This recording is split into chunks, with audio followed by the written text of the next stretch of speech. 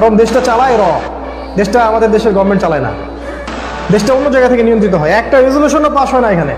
3 raw officers of India during a search operation in Rawalkot on Friday. Pakistan has claimed that it has arrested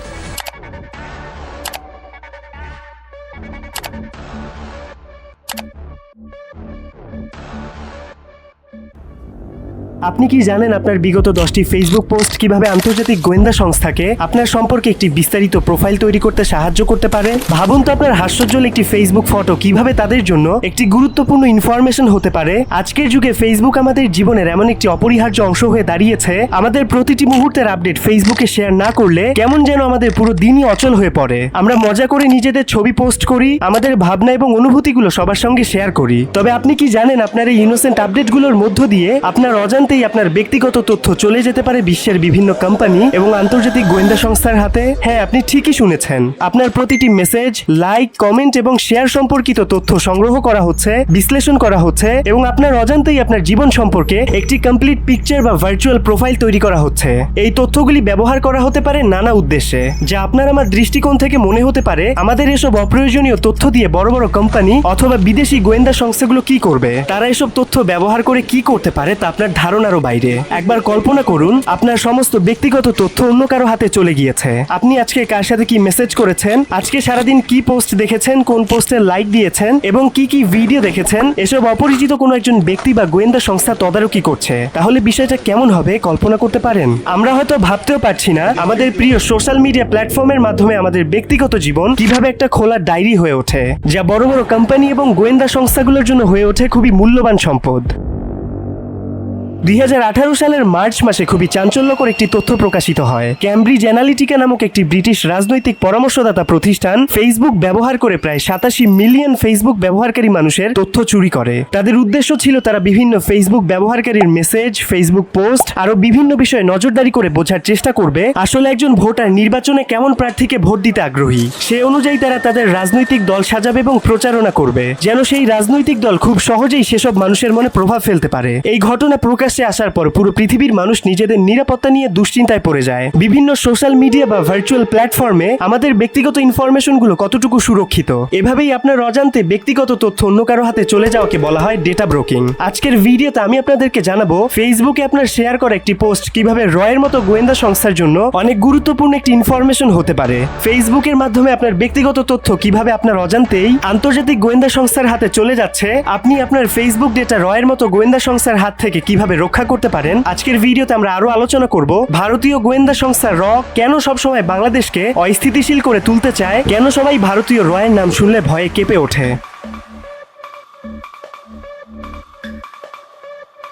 দর্শক, আমরা ভারতীয় র দ্বারা এতটা ভয়ঙ্করভাবে বেষ্টিত হয়ে আছি যে আপনার কল্পনারও বাইরে। তাই নিজের জন্য হলেও আজকের পুরো ভিডিওটা আপনাকে দেখতেই হবে, কারণ শুধু সেনাবাহিনীতেই র লুকিয়ে নেই, তারা বাংলাদেশের জনগণ সম্পর্কে গোপনে তদারকি করছে। আমি নিশ্চিতভাবে বলতে পারি যখনই আপনি ভারতীয় গোয়েন্দা সংস্থা র অথবা বিভিন্ন আন্তর্জাতিক গোয়েন্দা সংস্থা CIA, মোসাদ, MI6, ISI সম্পর্কে শুনেছিলেন, তখন আপনি নিশ্চয়ই ডাবল এজেন্টের কথা শুনেছেন। তবে আপনি কি জানেন ডাবল এজেন্ট কি? বিভিন্ন গোয়েন্দা সংস্থার কথা বলতে গেলে ডাবল এজেন্টের কথা সবার আগে উঠে আসে কেন? আর ডাবল এজেন্টের কারণেই আমাদের বাংলাদেশ সেনাবাহিনী খুবই নাজুক অবস্থায় আছে। আমি আপনার সাথে এখন একটা ছোট্ট ঘটনা শেয়ার করব, এর মাধ্যমে আপনি খুব সহজেই বুঝতে পারবেন ডাবল এজেন্ট আসলে কি আর তারা কেন গোয়েন্দা সংস্থার ক্ষেত্রে এত গুরুত্বপূর্ণ। দ্বিতীয় বিশ্বযুদ্ধের সময় কিম ফিলবি আন্তর্জাতিক গোয়েন্দা সংস্থার এমন একজন গুপ্তচর ছিলেন, তার কর্মকাণ্ড শুধু গোয়েন্দা সংস্থাকেই প্রভাবিত করেনি, বরং পুরো পৃথিবীর রাজনীতির গতিপথ বদলে দিয়েছিল। তিনি 1912 সালে গ্রেট ব্রিটেনের খুবই নামকরা একটি পরিবারে জন্মগ্রহণ করেছিলেন। ছোটবেলা থেকেই তিনি খুব প্রতিভাবান এবং বুদ্ধিমান ছিলেন। তার আসল নাম কিন্তু কিম ফিলবি না, তার প্রকৃত নাম হচ্ছে হ্যারোল্ড অ্যাড্রিয়ান রাসেল ফিলবি। বাবার চাকরির সুবাদে কিম ফিলবির জন্ম ভারতের পাঞ্জাব প্রদেশে হয়েছিল। এরপরে তার বাবার চাকরির রিটায়ারমেন্টের কারণে তার পরিবার ভারত থেকে সৌদি আরবে চলে আসে। তবে হঠাৎ করে সৌদি আরবের মতো এত উষ্ণ পরিবেশে তার পরিবার মানিয়ে নিতে পারছিল না, তাই তারা আবার ইংল্যান্ডে চলে আসে। মূলত তিনি গোয়েন্দা হবার স্বপ্নকে ধারণ করেই ইতিহাস এবং অর্থনীতি নিয়ে পড়াশোনা শুরু করেন এবং খুবই আগ্রহের সাথে তিনি 1933 সালে গ্র্যাজুয়েশন শেষ করেন। তিনি ক্যামব্রিজ কলেজে পড়াশোনা করার সময় বেশ কয়েকজনের সাথে বন্ধুত্ব করেছিলেন, তারাও কিমের মতো গোয়েন্দা হওয়ার স্বপ্ন দেখত। তখন পুরো বিশ্বকে হিটলার অস্থির এবং অশান্ত করে তুলেছিল, তাই কিম ফিলবি গ্র্যাজুয়েশন শেষ করে অস্ট্রিয়ার ভিনিয়ায় চলে আসে। সেখানে মূলত গৃহযুদ্ধ চলছিল কমিউনিস্ট এবং ফ্যাসিস্টদের মাঝে। দর্শক, এখানে আমাদেরকে কমিউনিস্ট এবং ফ্যাসিস্টদের ধারণাটা খুব ভালো করে বুঝতে হবে, কারণ পরবর্তী সব ঘটনায় দুইটি শব্দকে নিয়ে ঘুরপাক খাবে। কমিউনিস্ট বলতে এমন রাজনৈতিক চিন্তাভাবনার মানুষকে বোঝানো হয় যারা মূলত বিশ্বাস করেন সমাজে সবার অধিকার সমান হওয়া উচিত, রাষ্ট্রের ক্ষমতা কখনো একদলীয় বা স্বৈর শাসকের হাতে তুলে দেওয়া যাবে না, বা দেশে পুঁজিবাদী ব্যবস্থা থাকতে পারবে না। আর ফ্যাসিস্টরা ছিল এর সম্পূর্ণ বিপরীত। তারা রাষ্ট্রের সকল ক্ষমতা এবং একদলীয় শাসকের হাতে ক্ষমতা রাখতে চাইতো। কিম ফিলবি মূলত কমিউনিস্টদের সাপোর্ট করতেন। এই পার্টির হয়ে কাজ করার সময় সেখানে তার সাথে দেখা হয় লিটজি ফ্রেডম্যানের সাথে। মূলত তিনিও কমিউনিস্ট পার্টির একজন সদস্য ছিলেন। তবে তারা অল্প কিছুদিনের পরিচয় বিয়ের সিদ্ধান্ত নেয় এবং 1934 সালে তারা বিয়ে করে। তবে লিটজি একটা নির্দিষ্ট স্বার্থে কিম ফিলবিকে বিয়ে করেছিল। কিম ফিলবির কাছে ইংল্যান্ডের পাসপোর্ট ছিল, আর সে যে কোনো ভাবে অস্ট্রিয়া ছেড়ে ইংল্যান্ডে চলে যেতে চায়। লিটজি সেই লোভেই কিম ফিলবিকে বিয়ে করেছিল। বিয়ের কিছুদিন পরে তারা অস্ট্রিয়া ছেড়ে ইংল্যান্ডে চলে আসে। দর্শক, ইংল্যান্ডে এসেই তার জীবনের সবচেয়ে উল্লেখযোগ্য পরিবর্তনটি ঘটে, আর এখানেই আমরা দেখতে পারি তিনি কিভাবে 90 ডিগ্রি অ্যাঙ্গেলে টার্ন নিয়ে নিজের স্বপ্নের গোয়েন্দা সংস্থায় যোগদান করেছিলেন। এই জায়গায় আপনারা একটু কনফিউজড হয়ে যেতে পারেন, সেটা একটু আপনাদেরকে ভেঙে বলা যাক। কমিউনিস্ট মতাদর্শ মূলত কার্ল মার্কস এবং ফ্রিডরিক অ্যাঞ্জেলস 1848 সালে তৈরি করেছিল, কিন্তু সোভিয়েত ইউনিয়নের প্রতিষ্ঠাতা ভ্লাদিমির লেনিন এই কমিউনিস্ট মতাদর্শকে খুবই মারাত্মকভাবে সাপোর্ট করতেন। তিনি এই কমিউনিস্ট মতাদর্শকে আপডেট করে আধুনিক কমিউনিস্ট মতাদর্শ বা সোভিয়েত কমিউনিস্ট মতাদর্শ তৈরি করেছিলেন। ভ্লাদিমির লেনিনের সোভিয়েত কমিউনিস্ট মতাদর্শ ছিল একেবারে অন্যরকম একটা রাষ্ট্র ব্যবস্থা। আমাদের বাংলাদেশ সহ বিভিন্ন গণতান্ত্রিক দেশে যেমন পুঁজিবাদী ব্যবস্থা প্রচলিত আছে, দেশের বিভিন্ন সংস্থা বা কোম্পানি ব্যক্তিগতভাবে পরিচালিত হবে, এটাকেই বলা হয় পুঁজিবাদী ব্যবস্থা। কিন্তু কমিউনিস্ট মতাদর্শে ব্যক্তিগত কোনো কোম্পানি বা সংস্থা থাকতে পারবে না, সবকিছু রাষ্ট্রীয়ভাবে পরিচালনা করা হবে। এর ফলে সমাজে কোনো ধনী কিংবা গরিবের শ্রেণী বিভাগ থাকবে না। দেশের সকল মানুষই জনগণের পরিচয়ে পরিচিত হবে এবং তারা সকলে সমান অধিকার পাবে। এটা হচ্ছে কমিউনিস্ট রাজনৈতিক মতাদর্শ। আমরা এতক্ষণ পর্যন্ত কিম ফিলবি নামক যে গোপন এজেন্টের কথা বলছিলাম, সে মূলত এই কমিউনিস্ট মতাদর্শের বিরুদ্ধে কথা বলছিল, যেটা ব্রিটিশ সরকারের খুবই পছন্দ হয়েছিল, কারণ পশ্চিমা দেশগুলো মোটেও কমিউনিস্ট মতাদর্শকে পছন্দ করত না। কমিউনিজমে সাধারণত একদলীয় শাসন বা স্বৈর শাসন ব্যবস্থা প্রতিষ্ঠিত হয়, কিন্তু পশ্চিমা দেশগুলো গণতান্ত্রিক শাসন ব্যবস্থা প্রতিষ্ঠা করতে অধিক বিশ্বাসী। এরপরে ব্রিটিশরাই তাকে খুবই দক্ষভাবে গড়ে তোলার জন্য ট্রেনিং দিতে শুরু করলো। তিনি খুব দ্রুত সবকিছু আয়ত্ত করে ফেলছিলেন। এরপরে তিনি ব্রিটিশ গোয়েন্দা সংস্থার হয়ে বেশ কয়েকটি ছোট ছোট অপারেশন কমপ্লিট করেন। এভাবে দেখতে দেখতে তিনি ব্রিটিশ গোয়েন্দা সংস্থার খুবই বিশ্বস্ত একজন এজেন্ট হয়ে ওঠেন। তিনি নিজেও ব্রিটিশ সরকারের হয়ে এত কিছু করতে পেরে খুবই গর্বিত বোধ করছিলেন। জানা যায় তিনি কমিউনিস্ট পার্টিকে এতটাই ঘৃণা করতেন যে কমিউনিস্ট পার্টিকে সাপোর্ট করার জন্য তিনি তার স্ত্রীকে ডিভোর্স দিয়েছিলেন। দেশের জন্য এত ত্যাগ স্বীকার করার কারণে তিনি ব্রিটিশ সরকারের খুবই বিশ্বস্ত হয়ে যান। তাকে অরিয়েন্টেড অফ ব্রিটিশ এম্পায়ার উপাধিতে ভূষিত করা হয়। তবে জেমস অ্যাঙ্কলেটন নামক একজন ব্যক্তি তার অতিরঞ্জিত এসব কর্মকাণ্ডকে মোটেও ভালো চোখে দেখছিলেন না। তিনি হয়তো কোনো একটা ষড়যন্ত্র করার চেষ্টা করছিলেন। তিনি কিম ফিলবির মাঝে কেমন যেন বিশ্বাসঘাতকতার গন্ধ খুঁজে পাচ্ছিলেন। তিনি বেশ কিছু বই খাতার রিপোর্ট এবং ফাইল নিয়ে বসে পড়েন বিগত কয়েক বছর ধরে কিমের কার্যকলাপ নিয়ে গভীরভাবে রিসার্চ করার জন্য। ঘন্টার পরে ঘন্টা কেটে যাচ্ছিল, রাতের পরে দিন আসছিল, কিন্তু তিনি কিছুই বুঝে উঠতে পারছিলেন না। তিনি কিম ফিলবিকে নিয়ে গবেষণা করতে করতে এমন কিছু সূত্র খুঁজে পান যা পুরো ব্রিটেনবাসী সহ পুরো পৃথিবীর মানুষকে অবাক করে দিয়েছে। তবে কোনো এক বিশ্বস্ত সূত্রে কিম ফিলবি নিজেও জানতে পারেন জেমস তাকে নিয়ে ব্রিটিশ সরকারের কাছে অভিযোগ জানিয়েছে। তবে এসব কথা শুনে কিম একটু চিন্তিত হলেন না, আতঙ্কিত হলেন না, কারণ তিনি জানেন তার বিরুদ্ধে কোনো অভিযোগের প্রমাণ ব্রিটিশ সরকারের হাতে নেই। তবে ব্রিটিশ গোয়েন্দা সংস্থা নিকোলাস এলিয়েট নামক একজন গোয়েন্দাকে তার পেছনে আঠার মতো লাগিয়ে রাখে তার কার্যক্রম পর্যবেক্ষণ করার জন্য।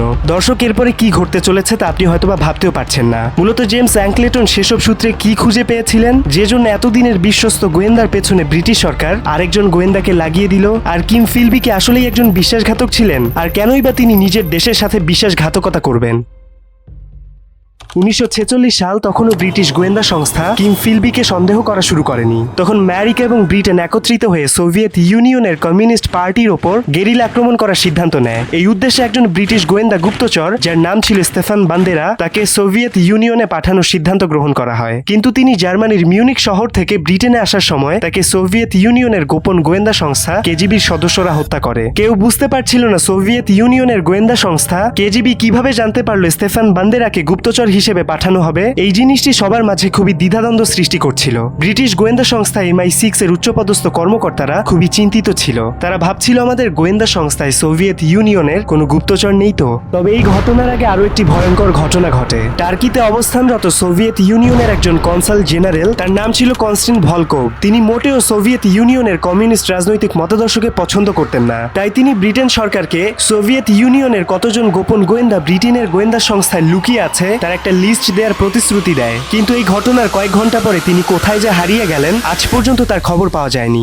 দূরদর্শী গোয়েন্দা অফিসার জেমস এসব ঘটনা ঘন্টার পর ঘন্টা অবজার্ভ করার পরে বুঝতে 1 মিনিটও দেরি করেননি এসব ঘটনার সাথে কিম ফিলবি খুবই গভীরভাবে জড়িয়ে আছেন। এ সকল তথ্য জেমস অ্যাংক্লেটন দেরি না করে ব্রিটিশ গোয়েন্দা সংস্থাকে জানিয়ে দেয়। এরপরে কিম ফিলবির পেছনে গোপন গোয়েন্দা লাগানো হয়, আর খোঁজ নিয়ে তখন জানতে পারা যায় আসলেই তিনি এসব অপকর্ম ঘটিয়েছেন। তিনি এতদিন পর্যন্ত ব্রিটেনের হয়ে কাজ করেননি, তিনি সোভিয়েত ইউনিয়নের হয়ে কাজ করেছেন। কিম ফিলবি ব্রিটিশ গোয়েন্দা সংস্থার সকল গোপন তথ্য আগেভাগেই ফাঁস করে দিতেন। এজন্য দীর্ঘদিন ধরে ব্রিটিশ গোয়েন্দা সংস্থা কোনো অপারেশন সাকসেসফুলি কমপ্লিট করতে পারছিল না। তাই সিদ্ধান্ত নেওয়া হয় কিম ফিলবিকে ডিনারের জন্য বিশেষ অতিথি বানিয়ে ইনভাইট করা হবে এবং সেখানেই তাকে গ্রেফতার করা হবে। সেই সালটা ছিল 1963। তিনি একদম হোটেলের সামনে এসে কিভাবে যেন বুঝতে পারেন ব্রিটিশ গোয়েন্দা সংস্থা তার দীর্ঘদিনের অপকর্মের কথা জানতে পেরেছে এবং তারা তাকে গ্রেপ্তার করার ফোন দিয়ে এটেছে। তাই তিনি গাড়ি পার্ক করে তার স্ত্রীকে বলেন, তুমি ভেতরে যাও, আমি সিগারেট নিয়ে আসছি। এই কথা বলে তিনি সেই যে হারিয়ে গিয়েছেন তাকে আর কখনোই ব্রিটেনে খুঁজে পাওয়া যায়নি। এই ঘটনার কিছুদিন পরে খবরের কাগজে একটা খবর ছড়িয়ে পড়ে। সেখানে দেখা যায় কিম ফিলবিকে সোভিয়েত ইউনিয়ন তাদের সর্বোচ্চ সরকারি সম্মান অর্ডার অফ লেনিন উপাধিতে ভূষিত করেছে। তখনই সবাই আসল সত্যটা বুঝতে পারে। মূলত তিনি এতদিন পর্যন্ত ব্রিটিশ গোয়েন্দা সংস্থার হয়ে কাজ করেননি, তিনি কাজ করেছেন সোভিয়েত ইউনিয়নের জন্য। এরপরে তিনি 1988 সালে হার্টের রোগে আক্রান্ত হয়ে মৃত্যুবরণ করেন। তিনি ইতিহাসে কারো কাছে একজন চরম বিশ্বাসঘাতক এবং কারো কাছে খুবই আদর্শবান একজন মানুষ। তার এমন গোপন গোয়েন্দা গুপ্তচর বৃত্তি সম্পর্কে আপনি কি ভাবছেন? একজন মানুষ কিভাবে নিজের দেশের সাথে এত বড় মাপের বিশ্বাসঘাতকতা করতে পারে? আপনার মতামত অবশ্যই কমেন্টে জানাবেন। দর্শক, এই ঘটনাটির মাধ্যমে আমরা বুঝতে পারলাম ডাবল এজেন্ট বলতে কি বোঝায়। মূলত ডাবল এজেন্ট বলতে এমন একজন গোপন এজেন্টকে বোঝায় যিনি একটা গোয়েন্দা সংস্থার হয়ে কাজ করেন এবং সেই গোয়েন্দা সংস্থার গোপন তথ্যগুলো অন্য আরেকটা গোপন গোয়েন্দা সংস্থার কাছে প্রচার করেন। বাংলাদেশ সেনাবাহিনী এবং র্যাবে এমন গুপ্তচর বা ভারতীয় ডাবল এজেন্টের অভাব নেই। কিভাবে কিম ফিলবির মতো ডাবল এজেন্ট বাংলাদেশে পাঠিয়ে বাংলাদেশের গোপন তথ্য ভারতে পাঠিয়ে বাংলাদেশকে বিপদে ফেলছে, এই সম্পর্কে আমরা এই ভিডিওর একটু পরে জানবো। তার আগে আমাদেরকে আরেকটা বিষয় জানতে হবে, ভারতীয় গোয়েন্দা সংস্থা রয়ের জন্ম কিভাবে হয়েছে এবং কিভাবে একটি গোপন পরিকল্পনা ভারত এবং দক্ষিণ এশিয়ার রাজনীতিকে পুরো বদলে দিয়েছিল।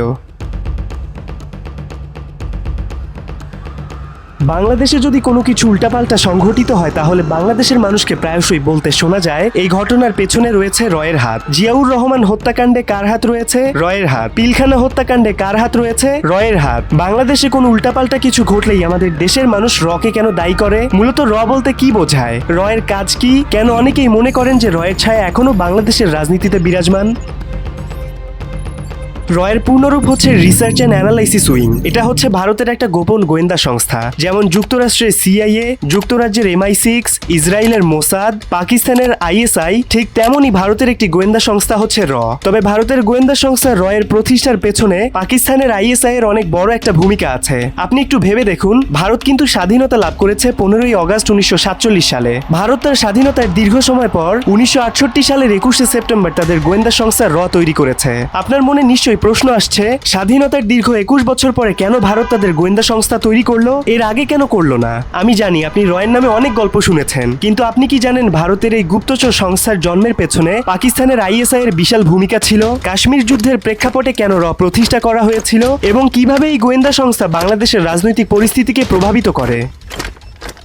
মূলত 1965 সালে ভারত এবং পাকিস্তানের মধ্যে কাশ্মীরকে নিয়ে একটা অনাকাঙ্ক্ষিত যুদ্ধের জন্ম হয়। 1947 সালে স্বাধীনতা পাওয়ার পর থেকে বর্তমান সময় পর্যন্ত এই কাশ্মীরকে নিয়ে ভারত এবং পাকিস্তানের মধ্যে একটা দ্বন্দ্ব লেগেই থাকে। তখন কাশ্মীরের মহারাজা ছিলেন হরি সিং, আর কাশ্মীরের অধিকাংশ জনগণ ছিল মুসলিম। তাই পাকিস্তান চাইতো যেহেতু কাশ্মীরের বেশিরভাগ জনগণ মুসলিম, তাই সেটা পাকিস্তানের অংশ হওয়া উচিত। কিন্তু ভারত আবার বলতো কাশ্মীরের মহারাজা হিন্দু, তাই কাশ্মীর ভারতের অংশ হওয়া উচিত। 1947 সালে পাকিস্তানের সৈন্য এবং বহিরাগত কিছু গেরিলা বাহিনী কাশ্মীরের সীমান্ত পেরিয়ে কাশ্মীর আক্রমণ করে। এরপরে কাশ্মীরের মহারাজা হরি সিং ভারতের কাছে সাহায্য চায় এবং ভারত সেখানে সেনাবাহিনী পাঠায়। এর ফলে সেখানে মারাত্মক একটা যুদ্ধ লেগে যায়। তখন জাতিসংঘ তাদের যুদ্ধ থামানোর জন্য আহ্বান করে এবং তাদের প্রস্তাব করে কাশ্মীরের স্থায়ী জনগণ গণভোটের মাধ্যমে সিদ্ধান্ত নিবে তারা কোন দেশের সাথে যুক্ত হতে চায়। কিন্তু সে ভোট কার্যকর করার কথা বলে আজ পর্যন্ত সে ভোট কার্যকর করা হয়নি। তবে 1948 সালের 1 ফেব্রুয়ারি ভারত এবং পাকিস্তানের সামরিক বাহিনীর অবস্থানের ভিত্তিতে লাইন অফ কন্ট্রোল বা একটা অস্থায়ী রেখা তৈরি করা হয়। এর ফলে ভারতের কাছে কাছে চলে যায় জম্মু এবং কাশ্মীরের অনেক বড় একটা অংশ,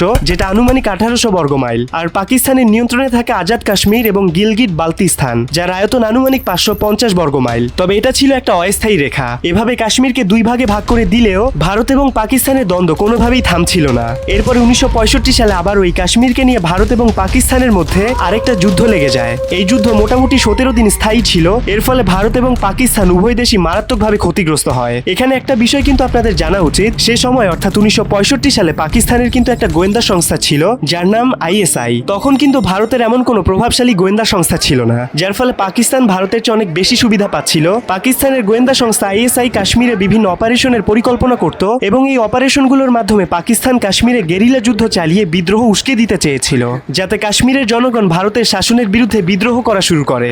ISI কাশ্মীর অঞ্চলে ভারতের সেনাবাহিনীর অবস্থান এবং যুদ্ধের সময় বিশেষ করে সীমান্ত এলাকায় ভারতীয় সেনাবাহিনীর গতিবিধি সম্পর্কে পাকিস্তানকে আগাম তথ্য সরবরাহ করত, যার ফলে পাকিস্তানি সামরিক বাহিনী ভারতীয় সেনাবাহিনীর আক্রমণ সম্পর্কে সতর্ক থাকতে পারত। আপনারা জানলে অবাক হবেন, সে সময় ISI পাকিস্তানকে শুধু সামরিক গোয়েন্দা তথ্যই না, তারা ভারতের রাজনৈতিক অবস্থা এবং কাশ্মীরের জনগণের মনোভাব সম্পর্কে তথ্য সংগ্রহ করত এবং পাকিস্তান সরকারকে উপযুক্ত পরামর্শ দিত, যা পাকিস্তানের সামরিক পরিকল্পনা করতে সাহায্য করত। ISI কাশ্মীরের পরিস্থিতি এবং যুদ্ধের প্রেক্ষাপটে আন্তর্জাতিক মহলে পাকিস্তানের পক্ষে সমর্থন আদায়ের জন্য খুবই গুরুত্বপূর্ণ ভূমিকা পালন করেছিল। তারা কাশ্মীরের মুসলিম সংখ্যাগরিষ্ঠতার বিষয়টিকে আন্তর্জাতিকভাবে তুলে ধরে আন্তর্জাতিক সমর্থন পাওয়ার জন্য। যুদ্ধের ফলে পাকিস্তান কাশ্মীর ইস্যুতে আন্তর্জাতিক মনোযোগ আকর্ষণ করতে সক্ষম হয়। আমরা যদি 1965 সালের ভারত পাকিস্তান যুদ্ধের জয় পরাজয় বিবেচনা করি, তাহলে আমরা দেখতে পারবো ভারত তাদের সামরিক শক্তির মাধ্যমে কাশ্মীরের অনেক বড় একটা জায়গা দখলে নিয়েছিল, কিন্তু পাকিস্তান তাদের গোয়েন্দা সংস্থার মাধ্যমে আন্তর্জাতিক মহলের সমর্থন আদায় করতে সক্ষম হয়েছিল। এই যুদ্ধের পরে ভারত খুবই গভীরভাবে একটা দক্ষ গোয়েন্দা সংস্থার অভাব অনুভব করে। তারা বুঝতে পারে যদি তাদের পাকিস্তানের মতো একটা গোয়েন্দা সংস্থা থাকতো, তাহলে হয়তোবা তারা সেই যুদ্ধে আরো অনেক এগিয়ে থাকতো। তাছাড়া 1962 সালে ভারতের সাথে একবার চীনের যুদ্ধ লেগেছিল, তখনও তারা উপলব্ধি করতে পারে তাদের একটা শক্তিশালী গোয়েন্দা সংস্থা না থাকার কারণে তারা অন্যান্য দেশের থেকে অনেক পিছিয়ে পড়ছে। তাই তারা এসব ঘটনা থেকে শিক্ষা নিয়ে 1968 সালের 21শে সেপ্টেম্বর র নামক একটা ভারতীয় গোয়েন্দা সংস্থা তৈরি করে। আর তখন থেকেই শুরু হয়ে যায় একটা অঘোষিত যুদ্ধ, ISI ভার্সেস র। তবে এই ঘটনার পরে গোয়েন্দা সংস্থা রকে শুধুমাত্র যুদ্ধের সময় তথ্য সংগ্রহ করার জন্য তৈরি করা হয়নি, আরো বেশ কয়েকটি লক্ষ্যকে অর্জন করার জন্য রকে প্রতিষ্ঠা করা হয়। ভারতীয় রয়ের অন্যতম লক্ষ্য হচ্ছে প্রতিবেশী দেশ এবং আন্তর্জাতিক সংগঠনগুলোর কার্যকলাপ সম্পর্কে তথ্য সংগ্রহ করা এবং ভারতের নিরাপত্তা বজায় রাখা। তারপর প্রতিবেশী রাষ্ট্রগুলোর রাজনৈতিক স্থিতিশীলতার পর্যবেক্ষণ করা এবং সেখান থেকে ভারত কিভাবে বেনিফিট পেতে পারে তার পরিকল্পনা করা। এরপর পাকিস্তানের বিরুদ্ধে প্রতিরোধ গড়ে তোলা। তারা সবসময় পাকিস্তানের গোপন তথ্য সংগ্রহ করে যেন তারা পাকিস্তানের আকস্মিক কোনো হামলা সম্পর্কে আগে থেকেই জানতে পারে এবং তাদের প্রতিহত করতে পারে। দর্শক, আপনি কি কখনো ভারতীয় র এজেন্ট রবীন্দ্র কৌশিকের নাম শুনেছেন? আচ্ছা, তার কথা বলার আগে আপনাদেরকে আরেকটা জিনিস জানিয়ে দেই, আপনারা একটু মনোযোগ দিয়ে দেখুন। 1965 সালে ভারত পাকিস্তানের যুদ্ধ, তারপর 1971 সালের মুক্তিযুদ্ধে বাংলাদেশকে ভারতের সমর্থন, 1980 সালের ভারতের পাঞ্জাব প্রদেশে স্বাধীন শিখ রাষ্ট্র গঠনের আন্দোলন, 1989 সালের কাশ্মীর বিদ্রোহ, 1993 সালে মুম্বাই শহরে বোমা হামলা, 1999 সালে কার্গিল যুদ্ধ, 2001 সালে ভারতের সংসদ ভবনে সন্ত্রাসী হামলা, 2008 সালে আবার মুম্বাই শহরে হামলা, 2016 সালে উরি হামলা এবং 2019 সালের পুলওয়ালা হামলা। এগুলো হচ্ছে ভারতে উল্লেখযোগ্য কিছু আক্রমণ যেগুলোতে পাকিস্তানের ISI সরাসরি সাহায্য করেছে। আপনি যদি হিসেব করে দেখেন তাহলে 1965 সাল থেকে 2019 সাল পর্যন্ত পাকিস্তানের ISI এর মাধ্যমে ভারতে প্রায় বড়সড় 10টি আক্রমণ চালানো হয়েছিল। এই আক্রমণগুলো এতটাই গুরুতর ছিল তারা ভারতের সংসদ ভবনকে পর্যন্ত ছাড় দেয়নি। এসব আক্রমণের বোমা হামলার মাধ্যমে কয়েক শতাধিক মানুষ মৃত্যুবরণ করে এবং হাজার হাজার মানুষ আহত হয়েছিল। বর্তমান আধুনিক পৃথিবীতে এসে এমন আকস্মিক আক্রমণ কোনো দেশের মানুষই কল্পনা করতে পারে না। এসব আক্রমণের কারণে র শুরু থেকেই একটা পরিকল্পনা করছিল কিভাবে পাকিস্তানকে দুর্বল করা যায়। 1965 সালে ভারত পাকিস্তান যুদ্ধের মাত্র 5 বছর পরে পূর্ব পাকিস্তানের পরিস্থিতি খুবই অশান্ত হয়ে ওঠে এবং এখানকার মানুষ স্বাধীনতার জন্য তীব্র আন্দোলন করা শুরু করে। এই বিষয়গুলো ভারতীয় গোয়েন্দা সংস্থা র খুব ভালোভাবে পর্যবেক্ষণ করে এবং তারা ভারতীয় সরকারকে পরামর্শ দেয়, আমরা যদি পূর্ব পাকিস্তানকে একটা স্বাধীন রাষ্ট্র হতে সহায়তা করি তাহলে পাকিস্তান অনেক দুর্বল হয়ে যাবে। কারণ 1961 সালে পাকিস্তানের মোট জনসংখ্যা ছিল প্রায় 93 মিলিয়ন। এর মধ্যে পূর্ব পাকিস্তানের অর্থাৎ বাংলাদেশের জনসংখ্যা ছিল 50 মিলিয়ন এবং পশ্চিম পাকিস্তানের জনসংখ্যা ছিল 42.8 মিলিয়ন। অর্থনীতি কিংবা অন্য কিছুর কথা যদি না বলি, শুধুমাত্র জনসংখ্যা দিয়ে কল্পনা করি, তাহলে পূর্ব পাকিস্তান এবং পশ্চিম পাকিস্তানকে যদি আলাদা করা যায় তাহলে পশ্চিম পাকিস্তান অনেক দুর্বল একটা রাষ্ট্র হয়ে পড়বে। আর বর্তমান সময় পর্যন্ত যদি বাংলাদেশ পাকিস্তানের অংশ হয়ে থাক তাহলে পাকিস্তান কত বড় এবং শক্তিশালী একটা দেশ হতো। বর্তমান পাকিস্তানকে সামাল দিতেই ভারতের অবস্থা খারাপ হয়ে যায়, তার সাথে যদি আরো এত বড় একটা অঞ্চল এবং এতগুলো মানুষ সংযুক্ত থাকতো তাহলে কি হতো। মতো। গোয়েন্দা সংস্থা র এসব নানা ভবিষ্যৎমুখী চিন্তা ভাবনা করে ভারত সরকারের সাথে গোপন আলোচনার মাধ্যমে একটা সিদ্ধান্তে উপনীত হয়। 1970 সাল এটাই আমাদের জন্য অনেক বড় একটা সুযোগ। এই সুযোগে যদি আমরা পাকিস্তানকে দুই অংশে বিভক্ত করে ফেলতে পারি, তাহলে আমাদের চিরশত্রু পাকিস্তানের মেরুদণ্ড ভেঙে যাবে। সে চাইলেও কখনো ভারতের বিরুদ্ধে বড়সড় কোনো পদক্ষেপ নিতে পারবে না। ভারতীয় গোয়েন্দা সংস্থা র এর পরিকল্পনা একদম সঠিক হয়েছে। আজকের পাকিস্তানের অর্থনীতির দিকে তাকান, তাদের জনগণের দিকে তাকান। যুদ্ধের পেছনে খরচ করতে করতে, পারমাণবিক বোমা কিনতে কিনতে আজকে তাদের দেশ কোন পর্যায়ে এসে পৌঁছেছে। পূর্ব পাকিস্তান অর্থাৎ বাংলাদেশকে পাকিস্তান থেকে মুছে ফেলতে র অনেক বড় একটি পরিকল্পনা তৈরি করেছিল এবং সেটি বাস্তবায়নে ভারতীয় সরকারকে অনেক পরামর্শ দিয়েছে, যার ফলে পাকিস্তানের আজকে এই অবস্থা। দর্শক, আমরা গোয়েন্দা সংস্থা সম্পর্কে বেশ কিছু তথ্য জেনে ফেলেছি। আজও কি বাংলাদেশ সত্যিকার অর্থে প্রতিবেশী দেশগুলোর প্রভাব থেকে মুক্ত? ভারতীয়রা বাংলাদেশ সেনাবাহিনী, র্যাব কিংবা অন্যান্য বাহিনীতে লুকিয়ে আছে কিনা? দর্শক, আমরা ভিডিওর একদম শুরুতেই ডেটা ব্রোকিং নিয়ে কথা বলেছিলাম। ডেটা ব্রোকিং কত ভয়ঙ্কর একটা জিনিস তা আমরা সবাই জানি। আমি যদি আরো একবার খুব সহজভাবে বলি ডেটা ব্রোকিং কি, তাহলে কল্পনা করুন এমন কিছু গোপন কথা, ছবি অথবা ব্যক্তিগত তথ্য আপনি চান সেগুলো শুধুমাত্র আপনার একজন ঘনিষ্ঠ বন্ধু জানুক, তবে কেউ একজন সেই ছবি বা তথ্যগুলোকে সবার সামনে প্রকাশ করে দিয়েছে। তাহলে সেই বিষয়টা কেমন হবে? আপনি নিশ্চয়ই খুবই অস্বস্তিকর অনুভব করবেন। মূলত এটাকেই বলা হয় ডেটা ব্রোকিং। এই চ্যাপ্টারে আমরা শুধু জাতীয় ডেটা ব্রোকিং সম্পর্কেই জানবো না, আমরা নিজেদের ডেটাকে কিভাবে গোয়েন্দা সংস্থা সহ যে কোনো ব্যক্তির কাছ থেকে সেফ রাখতে পারি সেটাও জানার চেষ্টা করব। কিছুদিন আগে আন্দোলন চলাকালীন সময়ে বাংলাদেশের একজন উচ্চপদস্থ সরকারি কর্মকর্তার অনাকাঙ্ক্ষিত কিছু নোটস সোশ্যাল মিডিয়ায় ছড়িয়ে পড়ে। আমি তার নাম বলছি না, ছবি দেখলেই আপনারা তাকে চিনতে পারবেন। তিনি বাংলাদেশ পুলিশের একটা উচ্চপদস্থ পদে থাকা অবস্থায়ও কিভাবে তার এত গোপন ছবিগুলো সোশ্যাল মিডিয়ায় ছড়িয়ে পড়লো। তার মানে বুঝতেই পারছেন, টাকা পয়সা পাওয়ার দিয়ে পরিপূর্ণ নিরাপত্তা অর্জন করা সম্ভব নয়। নিরাপত্তার জন্য প্রয়োজন সতর্কতা এবং সচেতনতা। দর্শক, আপনি কিভাবে আপনার তথ্যকে ডেটা ব্রোকারের হাত থেকে বাঁচাবেন সেটা জানার আগে আমাদেরকে একটু জানতে হবে সাধারণত কিভাবে ডেটা বা তথ্য লিক হয়ে থাকে। ফেসবুক, ইনস্টাগ্রামের মতো সোশ্যাল মিডিয়া অ্যাকাউন্টের মাধ্যমে আপনার ফোনের বিভিন্ন পার্সোনাল ইনফরমেশনগুলো বিভিন্নভাবে পর্যবেক্ষণ করা সম্ভব। মূলত যেসব সংস্থা বা প্রতিষ্ঠান গোপনে আপনার আমার তথ্যগুলো পর্যবেক্ষণ করে, তারা মূলত গভীরভাবে পর্যবেক্ষণ করে আপনি কি পোস্ট করছেন, কার সাথে মেসেজ করছেন, কোন পোস্টে লাইক দিচ্ছেন, আপনি কোথায় থাকেন। মূলত একজন বাংলাদেশি হিসেবে যখন আপনি বাংলাদেশের স্বার্থের কথা চিন্তা করে ভারতের বিরুদ্ধে কথা বলবেন, তখনই আপনি তাদের টার্গেটে পরিণত হবেন। তারা আপনার উপর নজরদারি করতে শুরু করবে। যখন আপনি একজন অপরাধী নন, আপনার উপর নজরদারি করার জন্য ভারতীয় গোয়েন্দা সংস্থা সহ যে কোনো আন্তর্জাতিক সংস্থা কখনোই ফেসবুকের পারমিশন পাবে না। তবে আপনি লক্ষ্য করবেন অনেকগুলো অ্যাপস আছে যেগুলো ফেসবুক দিয়ে লগ ইন করে চালানো যায়। উদাহরণস্বরূপ, ফেসবুকে প্রচুর জনপ্রিয় কিছু গেমস আছে, কিছু ডেটিং অ্যাপস আছে যেগুলোতে আপনি লগ ইন করতে চাইলে তারা জিমেইলের পাশাপাশি ফেসবুক দিয়ে লগ ইন করার সুযোগ দেয়। আপনি যদি এসব অ্যাপস দিয়ে ফেসবুকে লগ ইন করে চালান, তাহলে তারা আপনার ফেসবুকের অ্যাক্সেস পাবে। এভাবে থার্ড পার্টি অ্যাপের মাধ্যমে ক্যামব্রিজ অ্যানালিটিকা 87 মিলিয়ন মানুষের তথ্য চুরি করেছিল। তাই আপনি এসব থার্ড পার্টি অ্যাপসের হাত থেকে নিজের তথ্য বাঁচানোর জন্য সেই অ্যাপ্লিকেশন ব্যবহার করার আগে তাদের প্রাইভেসি পলিসি পড়ে নিন। তাহলে আপনি বুঝতে পারবেন এই থার্ড পার্টি অ্যাপসগুলো আপনার তথ্য কিভাবে ব্যবহার করবে, কার সাথে শেয়ার করবে। আপনি সচেতন থাকতে পারবেন। প্রতিনিয়ত ফেসবুকের প্রাইভেসি সেটিং আপডেট করুন এবং শুধুমাত্র প্রয়োজনীয় তথ্য শেয়ার করুন। তাছাড়া আপনাকে সঠিক এবং উপযুক্ত বিজ্ঞাপন দেখানোর জন্য ফেসবুক নিজেই আপনার একটা ভার্চুয়াল প্রোফাইল তৈরি করে রাখে। যে কোনো গোয়েন্দা সংস্থা চাইলেই সেই প্রোফাইলের ডেটা কিনে আপনার উপর গবেষণা করতে পারে। তাছাড়া কেউ যদি আপনার ফোনে ম্যালওয়্যার বা স্পাইওয়্যার ইনস্টল করে, তাহলে খুব সহজেই আপনার ফোন এবং ফেসবুকের অ্যাক্টিভিটি অন্য কারো হাতে চলে যেতে পারে। তাছাড়া একটা গোপন গোয়েন্দা সংস্থা আপনার অনুমতি ছাড়া খুব সহজেই আপনার ফেসবুক প্রোফাইল ব্যবহার করে আপনার সম্পর্কে বিভিন্ন তথ্য সংগ্রহ করতে পারে। যেমন আপনি আপনার ফেসবুক অ্যাকাউন্টে কি পোস্ট করছেন, কোন পোস্টগুলো আপনার টাইমলাইনে শেয়ার করছেন এবং আপনি বিভিন্ন কমেন্টের রিপ্লাই কিভাবে দেন, এরকম বিভিন্ন জিনিস দেখে আপনার মেন্টালিটি নির্ধারণ করা যেতে পারে। আবার আপনার পারমিশন ছাড়াই ফেসবুকের মাধ্যমে গোয়েন্দা সংস্থা কোনো পরিশ্রম ব্যতীতই আপনার ছবি হাতে পেয়ে যাচ্ছে। একবার কল্পনা করুন তো, তারা আপনার সাথে দেখা না করেই আপনার সম্পর্কে কত কিছু জানতে পারছে। তাছাড়া তারা যদি আপনার মেসেজ বক্সের অথবা পুরো ফেসবুক অ্যাকাউন্টের অ্যাক্সেস পেয়ে যায়, তাহলে তারা আরো কত কিছু করতে পারবে এবং আপনি কত বড় একটা বিপদে পড়ে যাবেন। আমাদেরকে যেন এরকম পরিস্থিতিতে পড়তে না হয়, তার জন্য বেশ কিছু উপায় আছে। সেগুলো আমরা অ্যাপ্লাই করে আমাদের পার্সোনাল ইনফরমেশন নিরাপদে রাখতে পারবো। প্রথমত, প্রতিনিয়ত আপনার ফেসবুকের অ্যাক্টিভ সেশন চেক করুন। ফেসবুকের অ্যাক্টিভ সেশন চেক করার জন্য প্রথমে ফেসবুকে লগ ইন করুন। তারপর সেটিং এন্ড প্রাইভেসিতে গিয়ে সেটিংসে ক্লিক করুন। এখানে ক্লিক করলে আপনি পাসওয়ার্ড এন্ড সিকিউরিটি নামক একটা সেকশন দেখতে পারবেন, সেখানে ক্লিক করুন। এখানে আসবার পর আপনি where you are logged in নামক একটা অপশন দেখতে পারবেন। কোন কোন ডিভাইসে আপনার অ্যাকাউন্ট লগ ইন করা আছে সেটা এখানে দেখা যায়। এখানে যদি আপনি দেখতে পান কোনো অপরিচিত ডিভাইসে আপনার অ্যাকাউন্ট লগ ইন করা আছে, তাহলে সেই ডিভাইসের উপর ক্লিক করে আপনার অ্যাকাউন্ট সেই ফোন থেকে লগ আউট করে দিতে পারেন। তাছাড়া আপনি যদি চান সবগুলো ফোন ফোন থেকে আপনার অ্যাকাউন্ট লগ আউট হয়ে যাক, তাহলে আপনি সিলেক্ট ডিভাইসেস টু লগ আউটে ক্লিক করুন। তারপর আপনার পছন্দ অনুযায়ী যে কোনো ডিভাইস থেকে আপনি আপনার ফেসবুক অ্যাকাউন্ট লগ আউট করতে পারবেন। তবে এই অপশনে ক্লিক করার আগে অবশ্যই নিশ্চিত হয়ে নিন আপনার ফেসবুক পাসওয়ার্ড আপনার মনে আছে কিনা। এরপর আপনি আপনার অ্যাকাউন্টকে সুরক্ষিত রাখতে এখানে আরেকটা সেকশন খুঁজে পাবেন, সেটা হচ্ছে লগইন অ্যালার্ট। এখানে ক্লিক করলে আপনি দেখতে পারবেন ফেসবুক এবং ইনস্টাগ্রাম অ্যাকাউন্ট দেখাচ্ছে। যেহেতু আপনি আপনার ফেসবুক অ্যাকাউন্টের লগইন অ্যালার্ট অন করতে চান, তাই আপনাকে ফেসবুক অ্যাকাউন্টে ক্লিক করতে হবে। এরপরে আপনি ফেসবুকে আপনার যে ইমেইলটি যোগ করেছেন সেটা সিলেক্ট করুন।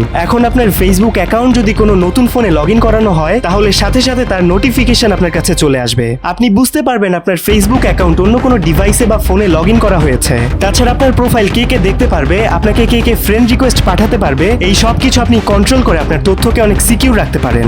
এজন্য আপনি সেটিংসে ক্লিক করুন, তারপর প্রাইভেসি চেকআপে ক্লিক করুন। এখানে আপনি প্রথমেই দেখতে পারবেন আপনি প্রোফাইলে যে পার্সোনাল ইনফরমেশনগুলো শেয়ার করেছেন সেগুলো পাবলিক রাখা উচিত হবে কিনা সেটা যাচাই করে নিন। তারপরে এখানে ক্লিক করে আপনি আপনার পাসওয়ার্ড পরিবর্তন করতে পারবেন। যদি আপনার সন্দেহ হয় কেউ আপনার ফেসবুক অ্যাকাউন্টের পাসওয়ার্ড জানে, তাহলে আপনি এখান থেকে আপনার ফেসবুক অ্যাকাউন্টের পাসওয়ার্ড পরিবর্তন করতে পারবেন। তারপর আপনি এখানে ক্লিক করে কন্ট্রোল করতে পারবেন কে কে আপনাকে ফ্রেন্ড রিকোয়েস্ট পাঠাতে পারবে। উপরে আপনি দেখতে পাচ্ছেন ছোট করে লেখা আছে who can send your friend request, অর্থাৎ কে কে আপনাকে ফ্রেন্ড রিকোয়েস্ট পাঠাতে পারবে এখানে এভরিওয়ান করে দেয়া আছে। আপনি চাইলে এটাকে ফ্রেন্ডস অফ ফ্রেন্ডস করে দিতে পারেন। এর ফলে যারা আপনার ফ্রেন্ড আছে শুধু তাদের ফ্রেন্ডরাই আপনাকে ফ্রেন্ড রিকোয়েস্ট পাঠাতে পারবে, অপরিচিত কোনো ব্যক্তি আপনাকে ফ্রেন্ড রিকোয়েস্ট পাঠাতে পারবে না। তারপরে এই জায়গায় ক্লিক করার মাধ্যমে আপনি দেখতে পারবেন কোন কোন অ্যাপসে আপনি ফেসবুক দিয়ে লগ ইন করেছেন এবং কারা আপনার ফেসবুক ডেটার অ্যাক্সেস পাচ্ছে। এখানে আপনি রিমুভে ক্লিক করলে সেই অ্যাপস থেকে আপনার ফেসবুক লগ আউট হয়ে যাবে, তারা আর আপনার ডেটা অ্যাক্সেস করতে পারবে না। এরপরে টাইমলাইন এবং ট্যাগিং পোর্শন নিয়ন্ত্রণ করার জন্য আবার সেটিংসে ক্লিক করুন, প্রোফাইল এবং ট্যাগিং অপশনটি খুঁজে বের করুন। এখানে আপনি বেশ কিছু অপশন দেখতে পারবেন, তার মধ্যে প্রথমটা হচ্ছে who can post on your profile, অর্থাৎ আপনার প্রোফাইলে কে কে পোস্ট করতে পারবে। আপনি যদি চান আপনি ছাড়া আপনার প্রোফাইলে আর কেউ পোস্ট করতে পারবে না, তাহলে এখানে ফ্রেন্ডস থেকে অনলি মি করে দিন। এখন আপনার প্রোফাইলে বা টাইমলাইনে আপনি ছাড়া অন্য কেউ পোস্ট করতে পারবে না। ট্যাগিং সেকশনে আমরা আরেকটা অপশন দেখতে পাচ্ছি, সেটা হচ্ছে who can see post you are tagged in on your timeline. এখান থেকে আপনি নিয়ন্ত্রণ করতে পারবেন আপনার টাইমলাইনে ট্যাগ করা পোস্টগুলো কে কে দেখতে পারবে। আপনি এটি অনলি মি করে দিলে ট্যাগ করা পোস্টগুলো কেবল আপনি দেখতে পারবেন। তাছাড়া আপনি যদি চান আপনার টাইমলাইনে শেয়ার করা কোনো ইনফরমেশন যেন আপনার ফেসবুক ফ্রেন্ড ছাড়া অন্য কেউ দেখতে না পায়, সেজন্য আপনি আপনার প্রোফাইল লক করে রাখতে পারেন। এই জন্য ফেসবুকে লগ ইন করুন, আপনার প্রোফাইল পেজে আসুন, তারপর আপনি কর্নারে 3 ডট দেখতে পারবেন, সেখানে ক্লিক করুন। এখানে আপনি লক প্রোফাইল নামক একটা অপশন দেখতে পারবেন, সেখানে ক্লিক করলে সফলভাবে আপনার প্রোফাইল লক হয়ে যাবে। আপনি যদি আপনার প্রোফাইল লক করে রাখেন, তাহলে ফেসবুক সার্চ রেজাল্টে আপনার প্রোফাইলের খুবই সীমিত পরিমাণ ইনফরমেশন শো করবে। এর ফলে অজানা কেউ ফেসবুক থেকে আপনার ডাটা কালেক্ট করতে পারবে না। তাছাড়া ফেসবুক কিংবা যে কোনো সোশ্যাল মিডিয়া আপনার পার্সোনাল আলাপ আলোচনা করা মোটেও উচিত নয়। গুরুত্বপূর্ণ আলাপ আলোচনা সামনাসামনি বসে করুন। এইসব স্টেপ ফলো করে আপনি আপনার ফেসবুক অ্যাকাউন্ট খুব সহজেই হ্যাক হবার হাত থেকে বাঁচাতে পারবেন। এরপরে কিভাবে আপনি আপনার পুরো ফোনটিকে হ্যাকিং এর হাত থেকে বাঁচাতে পারেন সেটা নিয়ে একটু আলোচনা করা যাক। আপনি কিভাবে বুঝতে পারবেন যে আপনার ফোনটি হ্যাক হয়েছে কিনা? যদি আপনার ফোন হ্যাক হয়ে থাকে তাহলে আপনার ফোন খুবই স্লো হয়ে যাবে। আগে একটা অ্যাপস ওপেন হতে কয়েক সেকেন্ড লাগতো, কিন্তু ফোন হ্যাক হয়ে যাবার পরে ছোট্ট একটা অ্যাপস ওপেন হতেও কয়েক মিনিট লেগে যাবে। এটা হবার কারণ হচ্ছে হ্যাকাররা আপনার ফোনের ব্যাকগ্রাউন্ডে অন্য অনেক প্রোগ্রাম রান করে, যার ফলে আপনার ফোন খুবই স্লো হয়ে যায়। এরপরে আপনার ফোন মাঝে মাঝে হঠাৎ করে বন্ধ হয়ে যাচ্ছে, কখনো রিস্টার্ট হচ্ছে এবং ফ্রিজ অথবা হ্যাং হয়ে যাচ্ছে। এটাকে মূলত বলা হয় সিস্টেম ক্র্যাশ। আপনার ফোনে যদি কোনো ম্যালওয়্যার ইনস্টল করা থাকে তাহলে আপনার ফোনে সিস্টেম ক্র্যাশ দেখা দিতে পারে। এরপরে সবচেয়ে গুরুত্বপূর্ণ জিনিস সেটা হচ্ছে আপনার ফোনের ডেটা লিমিট অনেক বেড়ে যাবে। ডেটা লিমিট হচ্ছে আপনি এক মাসে কি পরিমাণ ডেটা ব্যবহার করেন তার একটা হিসেব। আপনি এক মাসে কত ডেটা ইউজ করেছেন সেটা আপনি দুইভাবে দেখতে পারবেন। আপনি যদি মোবাইল নেটওয়ার্ক ইউজ করেন তাহলে আপনি সেটিংসে গিয়ে মোবাইল নেটওয়ার্কে ক্লিক করে ডেটা ইউজের পরিমাণ দেখতে পারবেন। আর আপনি যদি ওয়াইফাই ইউজ করেন তাহলে সেটিংসে গিয়ে ওয়াইফাই সেকশনে ক্লিক করে উপরের 3 ডটে ক্লিক করার পর মোর অপশনে গিয়ে ওয়াইফাই ডেটা ইউজেস দেখতে পারবেন। এই সেটিংগুলো ফোনের ব্র্যান্ড অনুযায়ী ভিন্ন ভিন্ন হতে পারে, তবে আপনি ওয়াইফাই সেকশনে গিয়ে ডাটা ইউজেস খুঁজে বের করার চেষ্টা করবেন। সেখানে আপনি দেখতে পারবেন আপনি আগের মাসে কত ডেটা ইউজ করেছেন আর এই মাসে কত ডেটা ইউজ করছেন। প্রত্যেক মাসের শেষে একবার হলে আপনার এই ডেটা ইউজেসের পরিমাণ চেক করা উচিত। এর মাধ্যমে আপনি বুঝতে পারবেন আপনার প্রতি মাসের ডেটা লিমিট কত, অর্থাৎ আপনি প্রতি মাসে কি পরিমাণ ডেটা ব্যবহার করছেন। আপনার ফোন যখন হ্যাক হয়ে যাবে তখন এই ডেটা ইউজেসের পরিমাণ অস্বাভাবিকভাবে বেড়ে যাবে। তারপর আপনি আপনার ফোনে এমন সব অ্যাপস দেখতে পারবেন যেগুলো আপনি কখনো ইনস্টল করেননি, তাহলে বুঝতে হবে আপনার ফোনটি কেউ হ্যাক করেছে। আপনার ফোনকে এসব হ্যাকিং এর হাত হাত থেকে বাঁচাতে আপনি বেশ কয়েকটা পদ্ধতি অবলম্বন করতে পারেন। আপনার ফোনের অপারেটিং সিস্টেম প্রতিনিয়ত আপডেট করুন। এর জন্য সেটিংসে যান, অ্যাবাউট ফোন অথবা অ্যাবাউট ডিভাইস নামক সেকশনটি খুঁজে বের করুন। আপনি যদি আপনার ফোনের রিসেন্ট আপডেট ভার্সনটি ইনস্টল না করে থাকেন তাহলে এখানে সফটওয়্যার আপডেট নামক একটা অপশন দেখাবে, সেখানে ক্লিক করে এই সফটওয়্যার আপডেট করে নিন। আর আপনার ফোনে যদি সফটওয়্যারটি আপডেট করা থাকে তাহলে আপনাকে আর বাড়তি কোনো কিছু করতে হবে না। তাছাড়া আপনি আপনার ফোনে বেশ কিছু অ্যাপস ইনস্টল করতে পারেন যেগুলোর মাধ্যমে আপনি আপনার ফোন স্ক্যান করে জানতে পারবেন আপনার ফোনে কোনো ক্ষতিকর ম্যালওয়্যার ইনস্টল করা আছে কিনা। এই অ্যাপসগুলো ইনস্টল করতে প্লে স্টোর ওপেন করুন, সার্চ বারে টাইপ করুন NORTON 360, তারপরে এই সফটওয়্যারটি ইনস্টল করুন। এটা একটা প্রিমিয়াম অ্যাপ, এটা আপনি 3টা প্ল্যানে কিনতে পারবেন। আপনি যদি আপনার সিকিউরিটি সম্পর্কে খুবই সচেতন হয়ে থাকেন তাহলে আপনি টাকা খরচ করে এই অ্যাপসটির সাবস্ক্রিপশন কিনতে পারেন, যা আপনার ফোনের সিকিউরিটি বজায় রাখতে খুবই সাহায্য করবে। তবে কিছু অ্যান্টিভাইরাস সিকিউরিটি সফটওয়্যার পাওয়া যায় যেখানে আপনি অ্যাডস দেখার মাধ্যমে এই সফটওয়্যারগুলো ব্যবহার করতে পারবেন। এরকম একটি অ্যাপসের নাম হচ্ছে অ্যাভাস্ট অ্যান্টিভাইরাস অ্যান্ড সিকিউরিটি। এটার মাধ্যমে প্রতিনিয়ত আপনি আপনার ফোন স্ক্যান করে আপনার ফোনকে সুরক্ষিত রাখতে পারবেন।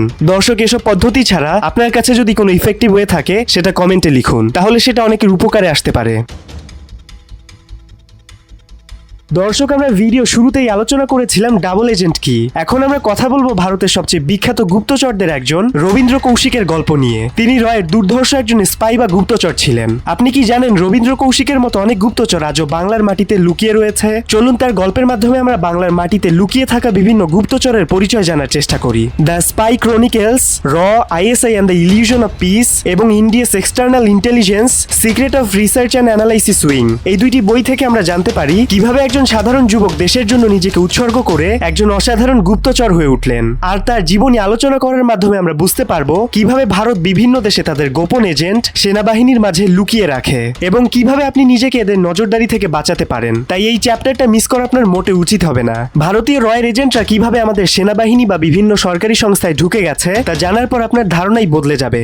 রবীন্দ্র কৌশিক 1952 সালে ভারতের খুবই সাধারণ একটা পরিবারে জন্মগ্রহণ করেছিলেন। তার বয়স যখনই 19 বছর হয় তখনই তিনি ভারতের গোপন গোয়েন্দা সংস্থা রয়ের নজরে আসেন এবং তাকে 1971 সালের শেষের দিকে প্রশিক্ষণ দেয়া হয়। সবার আগে তার প্রকৃত পরিচয় গোপন করে রাখা হয়। তার নাম রবীন্দ্র কৌশিক থেকে পরিবর্তন করে রাখা হয় নবী আহমেদ শাকির। তাকে উর্দু ভাষা শেখানো হয় সে যেন আঞ্চলিক মানুষের সাথে খুব ভালোভাবে মিশে যেতে পারে। এই উদ্দেশ্যে তাকে স্থানীয় উচ্চারণে কথা বলা শেখানো হচ্ছিল। তাছাড়া সে যে একজন মুসলিম এটা প্রমাণ করার জন্য তার সার্কামসিশন অর্থাৎ খতনা করানো হয়। একজন মুসলিম হয়ে কি কি করতে হবে সেগুলো তাকে খুব সুন্দর করে শেখানো হচ্ছিল। এভাবে দীর্ঘদিন প্রশিক্ষণ দেওয়ার পরে তাকে পাকিস্তানে পাঠানো হয়। পাকিস্তানে তার নামে সম্পূর্ণ ভুয়া একটি প্রোফাইল তৈরি করা হয়। এভাবেই রবীন্দ্র কৌশিক 1971 সালের শেষের দিকে পাকিস্তানে গিয়ে জাল তথ্য ব্যবহার করে নিজেকে মুসলিম হিসেবে পরিচয় দিয়ে পাকিস্তানের লাহোর বিশ্ববিদ্যালয়ে ভর্তি হয়। এখানে তিনি আইন নিয়ে পড়াশোনা করছিলেন। এখানে পড়াশোনা করার সময় তিনি পাকিস্তানের ভাষা সংস্কৃতি সম্পর্কে আরো গভীরভাবে জ্ঞান অর্জন করছিলেন। এখানে তিনি 4 বছর পড়াশোনা করেছেন। বিশ্ববিদ্যালয়ের পড়াশোনা শেষ, এখন তার চিন্তা ভাবনা হচ্ছে কিভাবে পাকিস্তানের সেনাবাহিনীতে যোগদান করা যায়। তবে তিনি খুবই দুশ্চিন্তায় ছিলেন,